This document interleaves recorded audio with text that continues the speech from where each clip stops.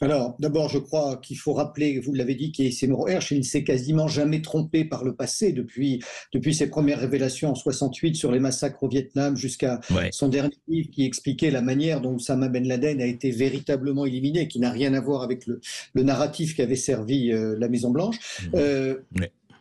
c'est pas un homme qui raconte des histoires, bien sûr, tout le monde peut se tromper. Et je crois qu'il faut revenir sur le film des événements, Oui. parce que dès l'invasion russe en Ukraine, on a vu les autorités américaines commencer à faire des allusions et des menaces sur les pipelines Nord Stream 1 et Nord Stream 2. Il y a eu ensuite les sanctions qui ont amené une forme de réduction du débit de gaz à l'attention de l'Allemagne, et ça a été rapidement remplacé par du gaz américain.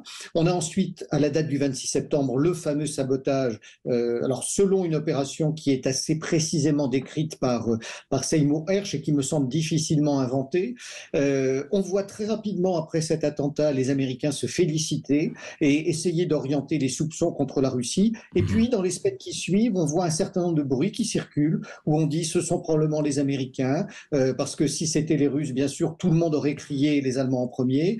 On voit ensuite un second bruit qui dit ce sont les Américains avec l'aide d'un pays de l'OTAN. Oui, Et avec les puis, Anglais, on a beaucoup parlé des Anglais aussi. voilà. Voilà, oui. Mais c'était encore assez trouble et assez peu précis. Et Ouais. puis arrive l'article de Seymour Hersh, qui encore une fois est un homme qui a d'excellentes sources dans l'appareil de renseignement politique ou dans l'appareil militaire américain, qui décrit par le menu, selon lui, bien évidemment, la manière dont l'opération a été conduite par des plongeurs norvégiens spécialistes de l'intervention sur les plateformes pétrolières en eau très profonde, une opération pilotée par les Américains. Et je dirais, ceci paraît bien sûr corroboré par une déclaration d'un procureur allemand chargé de l'enquête qui a dit que pour lui, il n'y avait strictement aucune preuve incriminant la Russie. Donc, à défaut d'avoir bien sûr des preuves absolument, Bien sûr. euh, Oui, des comment dire, faits factuels et altérables, ouais. Mmh. y a quand même de très fortes présomptions. On doit rester prudent. Il y a eu effectivement une série de dénégations à la fois de la part de la CIA, du porte-parole de la Maison-Blanche Oui. et des autorités norvégiennes.